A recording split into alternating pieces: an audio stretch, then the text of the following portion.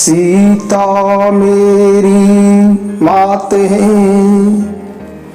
पिता मेरे रघुनाथ, इन दोनों के चरणों में प्रणवत बारंबार।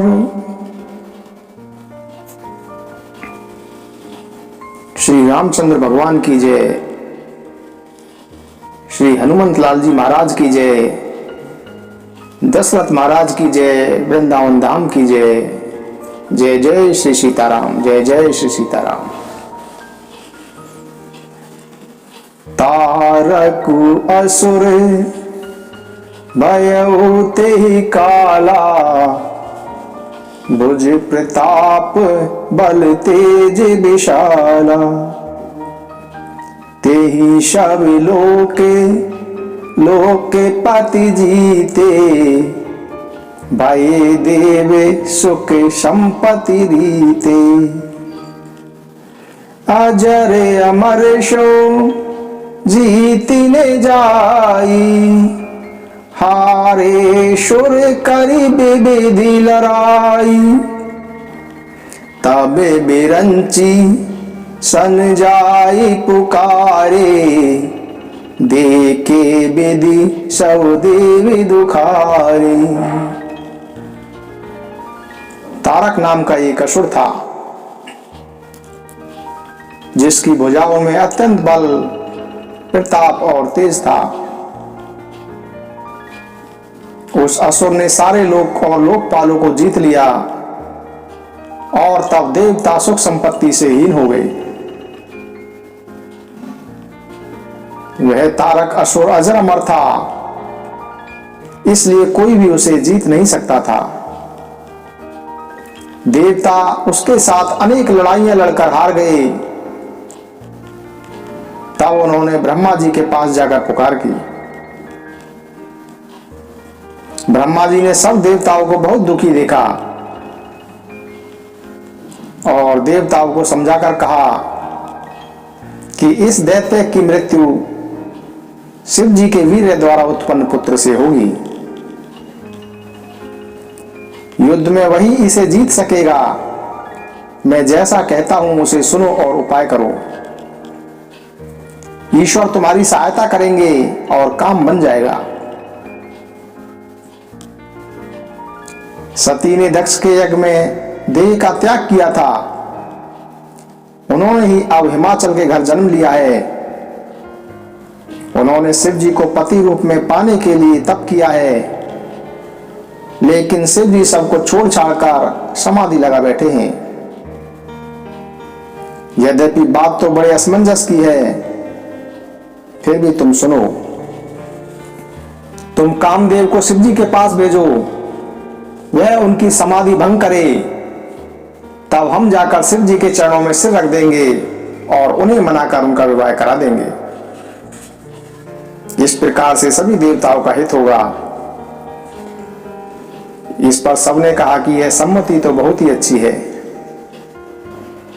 फिर देवताओं ने बड़े ही प्रेम से स्तुति की और तब पांच बाण धारण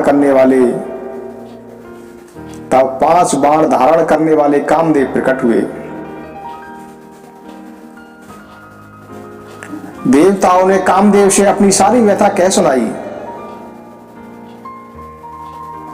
कामदेव ने मन में विचार किया और हंसकर देवताओं से कहा कि यद्यपि शिव जी के साथ विरोध करने में मेरी कुशल नहीं है, तथापि मैं आपका सब काम करूंगा,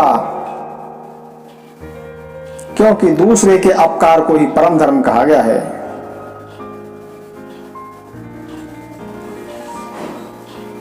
परहित लागी तजहि जो देहि, संते प्रशंसहि तेहि। परहित लागी तजहि जो देहि, संत प्रशंसहि तेहि। कामदेव जी कहते हैं,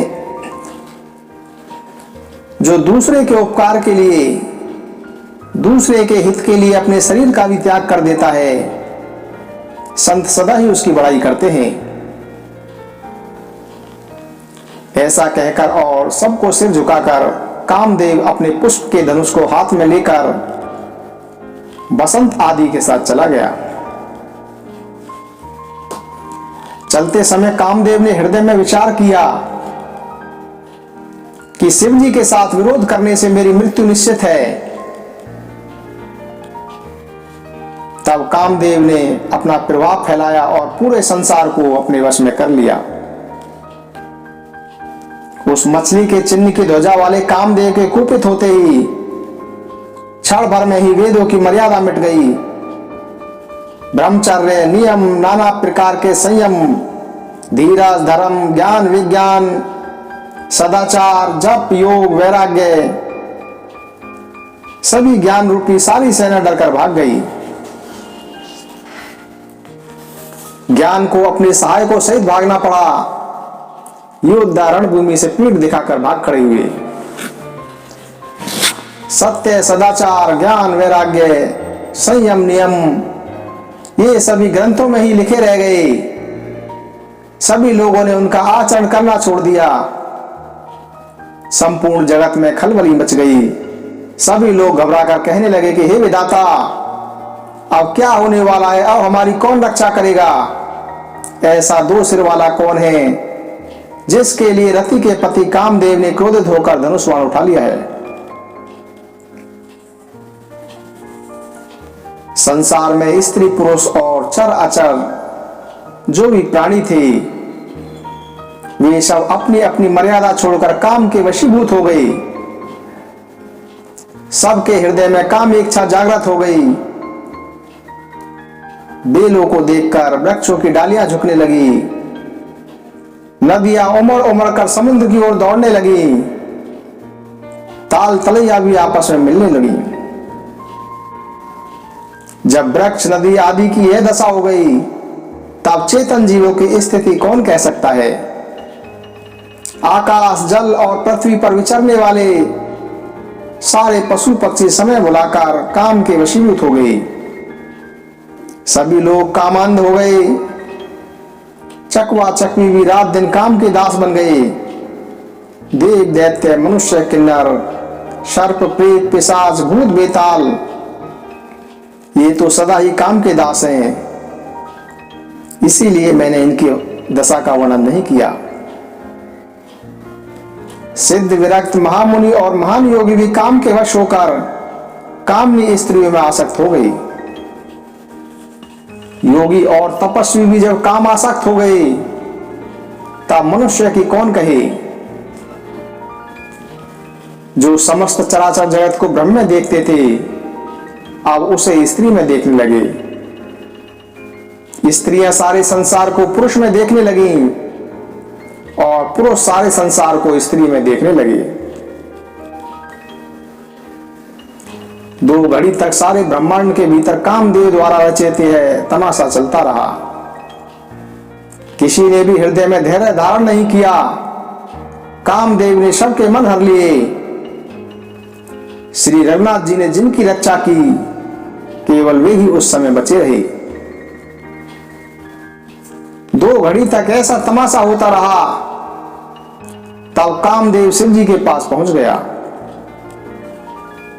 शिव जी को देखकर कामदेव डर गया। तब सारा संसार फिर जैसे का तैसा हो गया।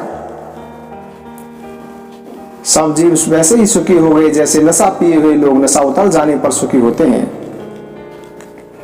जिनको पराजित करना अत्यंत ही कठिन है और जिनका पार पाना कठिन है, ऐसे संपूर्ण ऐश्वर्य, धर्म, यश, श्री ज्ञान और वैराग्य, 6 ईश्वरीय गुणों से युक्त महाभयंकर शिव जी को देखकर कामदेव भयभीत हो गया। वापस लौट आने में कामदेव को लज्जा अनुभव होती है और करते भी कुछ नहीं बनता। अंत में मरने का निश्चय करके उसने एक उपाय रचा और तुरंत ही सुंदर ऋतुराज वसंत को प्रकट किया, जिससे फूले हुए नए नए वृक्षों की कतारें सुशोभित हो गईं। कामदेव ने अपनी सेना को साथ लेकर करोड़ों यत्न किए, पर श्री महादेव जी की अचल समाधि न डगी। इस प्रकार अपनी हार होते हुए देखकर कामदेव क्रोधित हो उठा। आम के वृक्ष की एक सुंदर डाली देखकर मन में क्रोध से भरा हुआ कामदेव उस पर चढ़ गया। उसने पुष्प धनुष पर अपने 5 बाण चढ़ाए और अत्यंत क्रोध से ताक कर उन्हें कान तक खींच लिया। कामदेव ने 5 तीक्ष्ण बाण छोड़े जो शिव जी के हृदय में लगे। तब भगवान शिव जी की समाधि टूट गई और उनके मन में यह अत्यंत क्षोभ हुआ। उन्होंने आंख खोलकर जब सब ओर देखा, तब उन्होंने आम के पत्तों में छिपे हुए कामदेव को देखकर बहुत क्रोध किया। उनके क्रोध से तीनों लोग कांप उठे। तब उन्होंने अपना तीसरा नेत्र खोला, जिसकी दृष्टि पड़ते ही कामदेव भस्म हो गया। कामदेव के भस्म होते ही जगत में हाहाकार मच गया। देवता डर गए और दैत्य सुखी हुए। भोगी लोग काम सुख को याद करके चिंता करने लगे, जबकि योगी लोग निष्कंटक हो गए। योगी लोग तो निष्कंटक हो गए, परंतु कामदेव की स्त्री रति अपने पति का यह हाल सुनते ही मूर्छित हो गई। रोती चिल्लाती और नाना प्रकार से विलाप करती हुई वह भगवान शिव जी के पास गई। अनेक प्रकार से विनती करके हाथ जोड़कर रति उनके सामने खड़ी हो गई और शीघ्र ही प्रसन्न होने वाले कृपालु शिव जी उस अबला को देखकर, उस रति को देखकर उसको सांत्वना देने लगे। भगवान शिव जी बोले कि हे रति, अब से तेरे स्वामी का नाम अनंग होगा। वह बिना शरीर के ही सबको व्यापेगा। अब तू अपने पति से मिलने की बात सुन। जब पृथ्वी के भार को उतारने के लिए यदुवंश में श्री कृष्ण का अवतार होगा, तब तेरा पति उनके पुत्र प्रद्युम्न के रूप में उत्पन्न होगा। मेरा यह वचन व्यर्थ नहीं जाएगा, यह वचन सत्य है। भगवान शिव जी के इस प्रकार के वचन सुनकर रति वहां से चली गई। अब विस्तार पूर्वक दूसरी कथा कहता हूं। ब्रह्मा आदि देवताओं ने जब यह समाचार सुना तो वे सब वैकुंठ को चल दिए। फिर वहां से विष्णु और ब्रह्मा सहित सब देवता भगवान शिव जी के पास पहुंचे। उन सब ने शिव जी की अलग अलग स्तुति की। तब शिव जी प्रसन्न हुए। शिव जी बोले कि हे देवताओं, कहिए आप किस लिए आए हैं। ब्रह्मा जी ने कहा कि हे प्रभु, आप अंतर्यामी हैं, तथापि मैं भक्तिवश आपसे विनती करता हूं। हे प्रभु, सब देवताओं ने मन में इस प्रकार का विचार किया है कि वे अपनी आंखों से आपका विवाह देखना चाहते हैं। हे कामदेव के मद को चूर करने वाले, आप कुछ ऐसा विचार कीजिए, आप कुछ ऐसा उपाय कीजिए जिससे सब इस उत्सव को देख सके। हे कृपा सागर, कामदेव को भस्म करके आपने रति को जो वरदान दिया है वह आपने बहुत ही अच्छा किया। हे नाथ, श्रेष्ठ स्वामियों का यही सहज स्वभाव होता है। वे पहले दंड देकर फिर कृपा करते हैं। हे प्रभु, पार्वती ने कठोर तप किया है, अब आप उन्हें अंगीकार करें। ब्रह्मा जी की प्रार्थना सुनकर और प्रभु श्री रामचंद्र जी के वचनों को याद करके शिव जी ने प्रसन्नता पूर्वक ऐसा ही होगा कहा। तब सभी देवता नगाड़े बजाने लगे और फूलों की वर्षा करने लगे। देवताओं के स्वामी की जय हो, देवताओं के स्वामी की जय हो कहने लगे। उचित अवसर जानकर सप्तऋषि आए और ब्रह्मा जी ने तुरंत ही उन्हें हिमाचल के घर भेज दिया।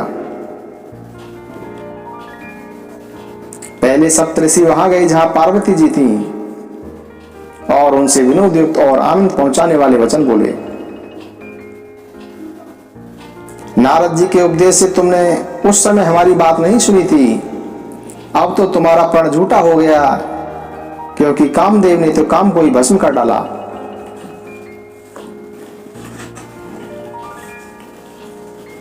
सप्तऋषियों की यह बात सुनकर पार्वती जी मुस्कुराकर बोलेगी, हे मुनिवरों,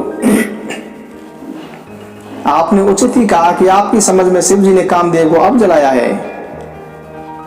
क्या कामदेव को शिव जी ने अब जलाया है? तो अभी तक क्या शिव जी विकारयुक्त थे? क्या अभी तक शिव जी के मन में काम था? किंतु मेरी समझ में तो शिव जी सदा से योगी, अजन्मा, काम रहित और भोगहीन है। यदि मैंने शिव जी को ऐसा समझकर मन, वचन और कर्म से प्रति प्रेम सहित उनकी सेवा की है, तो वे कृपा निधान भगवान मेरी प्रतिज्ञा को सत्य करेंगे। आपने जो यह कहा कि शिव जी ने कामदेव को भस्म कर दिया, यह आपका अज्ञान है। हे तात, अग्नि का तो यह सहज स्वभाव ही है कि पाला उसके समीप कभी नहीं जा सकता, और यदि पाला अग्नि के समीप जाएगा तो वह अवश्य ही नष्ट हो जाएगा। महादेव जी और कामदेव के संबंध में भी यही बात समझनी चाहिए। पार्वती जी के वचन सुनकर और उनके प्रेम तथा विश्वास को देखकर मुनि बड़े प्रसन्न हुए। वे माता पार्वती जी को सिर नवाकर चल दिए और हिमाचल के पास पहुंचे। तब उन्होंने पर्वतराज हिमाचल को सारा हाल सुनाया। कामदेव का भस्म होना यह सुनकर हिमाचल बहुत दुखी हुई। फिर मुनियों ने रति के वरदान की बात कही, जिसे सुनकर हिमवान को बहुत सुख हुआ। भगवान शिव जी के प्रभाव को मन में विचार कर हिमाचल ने उन मुनियों को आदर पूर्वक बुला लिया और उनसे शुभ दिन, शुभ नक्षत्र और शुभ घड़ी में वेद विधि के अनुसार शीघ्र ही लग्न निश्चित करा लिया। हिमाचल ने वह लगन पत्रिका सप्तऋषियों को दे दी और चरण पकड़कर उनसे विनती की कि वह इस लगन पत्रिका को ब्रह्मा जी को दे दें, जिसे पढ़ते समय उनके हृदय में प्रेम उमड़ने लगा। ब्रह्मा जी ने लगन पढ़कर सबको सुनाया, जिससे सब मुनि और देवताओं का सारा समाज प्रसन्न हो गया। आकाश से फूलों की वर्षा होने लगी, बाजे बजने लगे, दसों दिशाओं में मंगल कलश सजा दिए गए। सब देवता अपने भांति भांति के वाहन और विमान सजाने लगे, कल्याणप्रद मंगल शकुन होने लगे और अप्सराएं गीत गाने लगी। शिव जी के गण उनका श्रृंगार करने लगे। जटाओं का मुकुट बनाकर उस पर सांपों का मोर सजाया गया। शिव जी ने सांपों के ही कुंडल और कंकड़ पहने, शरीर पर भूवत रमाई और वस्त्र की जगह उन्होंने बागंबर लपेट लिया। भगवान शिव जी के मस्तक पर चंद्रमा, सिर पर गंगा जी, 3 नेत्र, सांपों का जनेऊ, गले में विष और छाती पर नरमुंडों की माला थी। इस प्रकार असुर वेश होने पर भी वे कल्याण के धाम और कृपालु हैं। एक हाथ में त्रिशूल और दूसरे में डमरू लेकर शिव जी बैल पर चढ़कर चल दिए। बाजे बज रहे हैं। शिव जी को देखकर देवांगनाएं मुस्कुरा रही हैं और कह रही हैं कि ईश्वर के योग्य दुल्हन संसार में नहीं मिलेगी। विष्णु और ब्रह्मा आदि देवताओं के समूह अपने अपने वाहनों पर चढ़कर बारात में चले। देवताओं का समाज सब प्रकार से सुंदर था, पर दूल्हे के योग्य बारात न थी। तब विष्णु भगवान ने सब दिक्पालों को बुलाकर हंसकर कहा कि सब लोग अपने अपने दल के समेत अलग अलग होकर चलें। हम लोगों की यह बारात वर के योग्य नहीं है। क्या पराय नगर में जाकर हंसी कराओगे? विष्णु भगवान की यह बात सुनकर देवता मुस्कुराए और सभी देवता अपने अपने दलों के साथ हो लिए। महादेव जी यह देखकर मन में मुस्कुराते हैं। महादेव जी यह देखकर मन में मुस्कुरा रहे हैं कि विष्णु भगवान दिल लगी नहीं छोड़ते।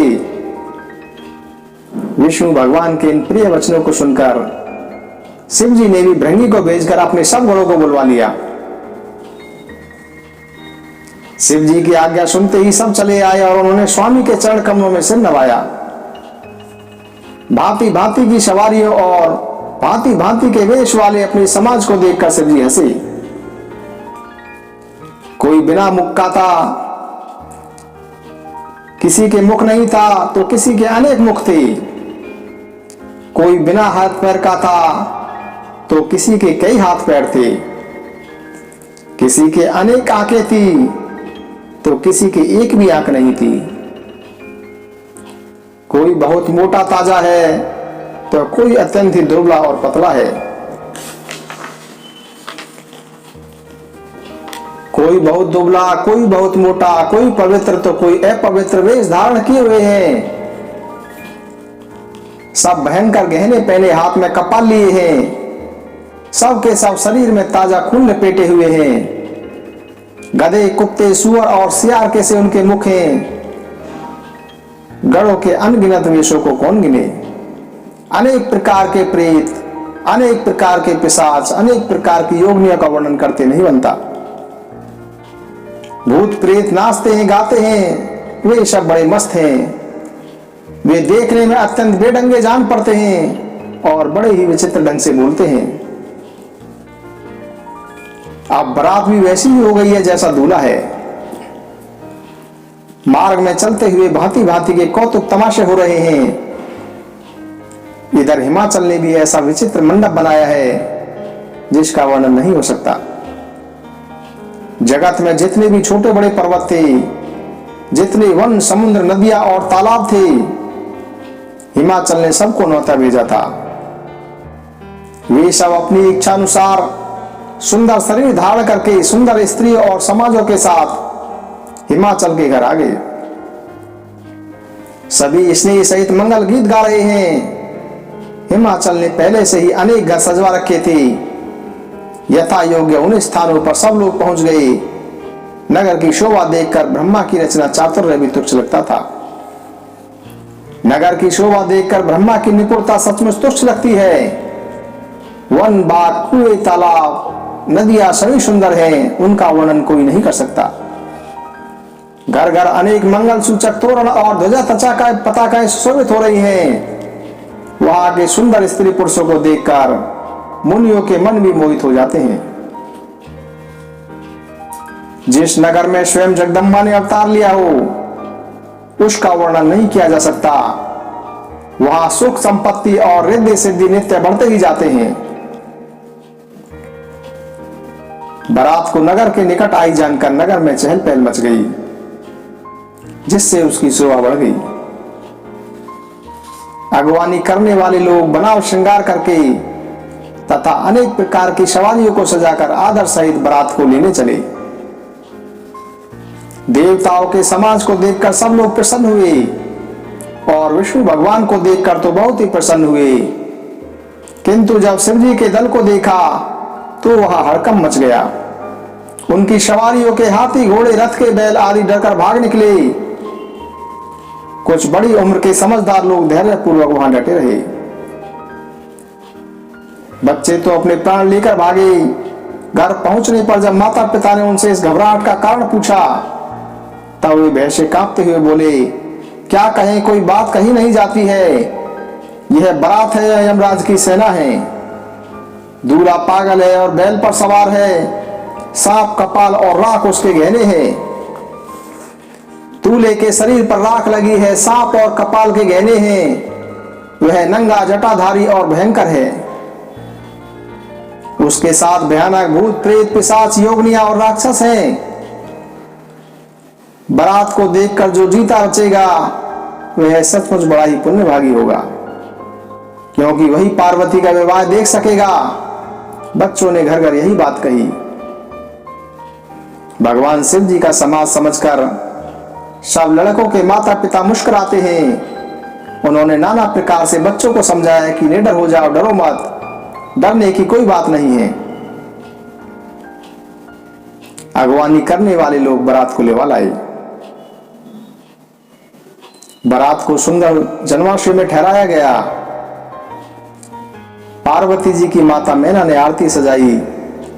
उनके साथ की स्त्रियां मंगल गीत गाने लगी। सुंदर हाथों में सोने का थाल लेकर मैना हर्ष के साथ शिव जी का प्रदर्शन करने लगी। लेकिन जब वहां जाकर महादेव जी को भयानक वेश में देखा तो स्त्रियों के मन में बड़ा भय उत्पन्न हो गया। डर के मारे वे सारी स्त्रियां भागकर घर में घुस गईं और शिव जी जहां जनवासा था वहां चली गई। मैना के हृदय में बड़ा दुख हुआ। उन्होंने पार्वती जी को अपने पास बुला लिया और अत्यंत स्नेह से गोद में बैठाकर अपने नील कमल के समान नेत्रों में आंसू भरकर कहा कि जिस विधाता ने तुम्हें ऐसा सुंदर रूप बनाया है, जिसने तुम्हारे दूल्हे को बावला क्यों बना दिया, जिस विधाता ने तुम्हें सुंदरता दी है, उसने तुम्हारे लिए वर बावला कैसे बनाया। जो फल कल्प वृक्ष में लगना चाहिए था वह जबरदस्ती बबूल में लग रहा है। मैं तुम्हें लेकर पहाड़ से कूद पड़ूंगी, आग में जल जाऊंगी, समुद्र में कूद जाऊंगी, चाहे घर उजड़ जाए, चाहे संसार भर में अपकीर्ति फैल जाए, पर जीते जी मैं इस पागल से तुम्हारा विवाह नहीं करूंगी। पार्वती जी की मां को देखकर सारी स्त्रियां व्याकुल हो गईं। मैना भी अपने कन्या के स्नेह को याद करके विलाप करके रोती हुई बोली कि मैंने नारद का क्या बिगाड़ा था, जिन्होंने मेरा बसता हुआ घर उजाड़ दिया, जिन्होंने पार्वती को ऐसा उपदेश दिया कि जिससे उसने पगले बाबले वर कोई अपने तप करके मांग लिया। मैं तो यही सोच रही हूं कि हमने उनकी बात क्यों मानी। उनको तो किसी से ना मोह है, न किसी से माया है। उनके पास तो न घर है, न धन है, न स्त्री है। वे तो उदासीन है, इसलिए दूसरों का घर उजाड़ते रहते हैं। उन्हें तो न किसी की लाज है, न किसी का डर है। भला बांझ स्त्री प्रसव की पीड़ा को क्या जाने। माता को विकल देखकर पार्वती जी विवेक युक्त कोमल वाणी से बोली कि हे माता, जो विधाता रस देते हैं वह टलता नहीं है, इसलिए तुम सोच मत करो। हस बेचारी सोचही मती माता, सोने टरई जो रचई विधाता। करम लिखा जो बाउर ना हो, तो कते दोष लगाए काहू। तुम शनि मिटाई की विधि के अंका, माँ तू व्यर्थ जनी हो कलंका। पार्वती जी कहती हैं कि विधाता ने जो रच रखा है वह टलता नहीं, इसलिए माता तुम सोच मत करो। जो मेरे भाग्य में बावला पति ही लिखा है तो किसी को क्यों दोष लगाया जाए। क्या विधाता के अंक लिखे हुए को तुम मिटा सकती हो। इसलिए वृथा कलंक का टीका मत बनो। हे माता, तुम कलंक मत लो, रोना छोड़ो। यह अवसर विषाद करने का नहीं है।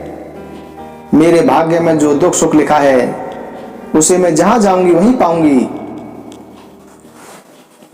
पार्वती जी के ऐसे विनय भरे कोमल वचन सुनकर स्त्रियां भांति भांति से विधाता को दोष देकर आंखों से आंसू बहाने लगी। यह समाचार पाते ही हिमाचल नारद जी और सप्तऋषियों को साथ लेकर तुरंत ही अपने घर गए। तब नारद जी ने पूर्व जन्म की कथा सुनाकर सबको समझाया और कहा कि मैना, तुम मेरी बात सुनो।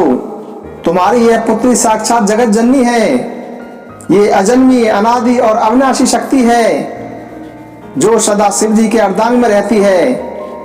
ये जगत की उत्पत्ति, पालन और संहार करने वाली है और अपनी इच्छा से ही लीला करती है। पहले ये दक्ष के घर में जन्मी थी, तब इनका नाम सती था। बहुत सुंदर शरीर पाया था। वहां भी इनका शंकर जी से ही विवाह हुआ था। यह कथा सारा जगत जानता है। एक बार इन्होंने शिव जी के साथ आते हुए रघुकुल रूपी कमल के सूर्य श्री रामचंद्र जी को देखा था। इन्हें मोह हो गया था और इन्होंने शिव जी का कहना न मानकर ब्रह्मवश सीता जी का वेश धारण कर लिया था। पार्वती जी ने सती जी ने सीता जी का वेश धारण किया था उसी अपराध के कारण शंकर जी ने उन्हें त्याग दिया था। फिर वह शिव जी के वियोग में अपने पिता के यज्ञ में जाकर योगाग्नि में भस्म हो गई थी। अब इन्होंने तुम्हारे घर में जन्म लेकर अपने पति के लिए कठिन तप किया है, अतः तुम संदेह छोड़ दो। पार्वती जी तो सदा ही शिव जी की अर्धांगिनी है। नारद जी के इस प्रकार के वचन सुनकर सभी लोगों का विषाद मिट गया, सभी का दुख मिट गया। क्षण भर में यह सारा समाचार सारे नगर में फैल गया। तब मैना और हिमवान आनंद मग्न हो गए और उन्होंने बार बार पार्वती जी के चरणों में वंदना की। नगर के सभी स्त्री पुरुष बालक युवा और वृद्ध बहुत ही प्रसन्न हुए। नगर में मंगल गीत गाए जाने लगे, भांति भांति के कलश सजाए जाने लगे। शास्त्र के अनुसार अनेक भांति की रसोइयां बनी। जिस घर में स्वयं माता भवानी रहती हो, वहां की भोजन सामग्री का वर्णन कौन कर सकता है। हिमाचल ने आदर पूर्वक सब बरातियों को, विष्णु ब्रह्मा और सब जाति के देवताओं को बुलवाया। भोजन करने वालों की अनेक पंक्तियां बैठी, रसोइयां परसने लगे। स्त्रियों की मंडलियां देवताओं को भोजन करते जानकर कोमलवाड़ी में गालियां सुनाने लगी। सुंदर स्त्रियां मीठे स्वर में गालियां और व्यंग भरे वचन सुनाने लगी। देवगण विनोद सुनकर सुख का अनुभव करते हैं, इसीलिए भोजन करने में उनको बड़ी देर लग रही है। भोजन के समय जो आनंद बढ़ा वह करोड़ मुख से भी नहीं कहा जा सकता। भोजन करने के पश्चात सबके हाथ मुंह धुलवाकर पान दिए गए। सब लोग जहां ठहरे थे फिर वहां चले गए। फिर मुनियों ने लौटकर हिमवान को लगन पत्रिका सुनाई और विवाह का समय देखकर देवताओं को बुला भेजा। सब देवताओं को आदर सहित बुलवाकर यथा योग्य आसन दिए गए। वैदिक रीति से अनुसार वेदी सजाई गई और स्त्रियां सुंदर मंगल गीत गाने लगी। वेदिका पर एक अत्यंत सुंदर दिव्य सिंहासन था, जिसकी सुंदरता का वर्णन नहीं किया जा सकता, क्योंकि वह स्वयं ब्रह्मा जी का बनाया हुआ था।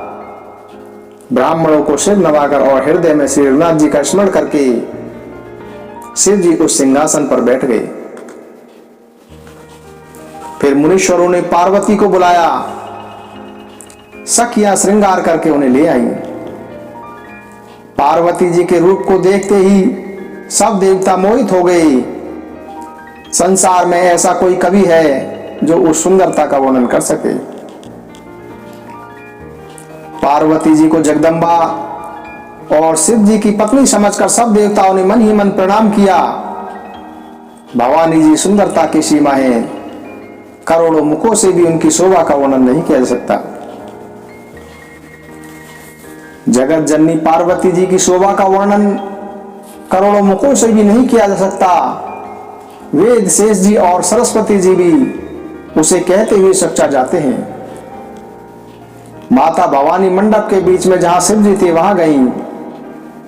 वे संकोच के कारण शिव जी के चरण कमलों को देख नहीं सकती, परंतु उनका मन रूपी भौरा तो उन्हीं का रसपान कर रहा था। मुनियों की आज्ञा से शिव जी और पार्वती जी ने गणेश जी का पूजन किया। देवताओं को अनादि समझकर कोई इस बात को सुनकर शंका न करे कि गणेश जी विवाह से पूर्व कहां से आ गए। वेदों में कही गई विवाह सभी रीतियां कराई गईं। पर्वतराज हिमाचल ने हाथ में कुश लेकर कन्या रूप भवानी का हाथ पकड़कर उन्हें शिव जी को समर्पण किया। जब शिव जी ने पार्वती का पाणी ग्रहण किया तब इंद्र आदि सब देवता भी बहुत हर्षित हुए। श्रेष्ठ मुनिगण वेद मंत्रों का उच्चारण करते हुए देवगण शिव जी की जय जयकार करने लगे।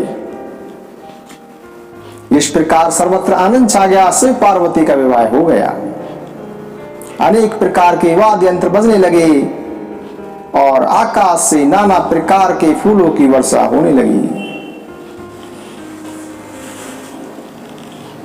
श्री राम जय जय राम, श्री राम जय जय राम। हरि अनंत हरि कथानंता, कहि सुनहि बहुविधि सब संता। राम सिया राम जय जय राम। हो यही सोई जो राम रचि राखा, को करी तरक बढ़ावे शाखा। राम सिया राम जय जय राम। जाकी रही भावना जैसी, प्रभु मूर्ति देखी तिन तैसी। राम सिया राम जय जय राम। जे सकाम नर सुनहि जे गावहि, सुख संपत्ति नाना विधि पावहि। राम सिया राम जय जय राम।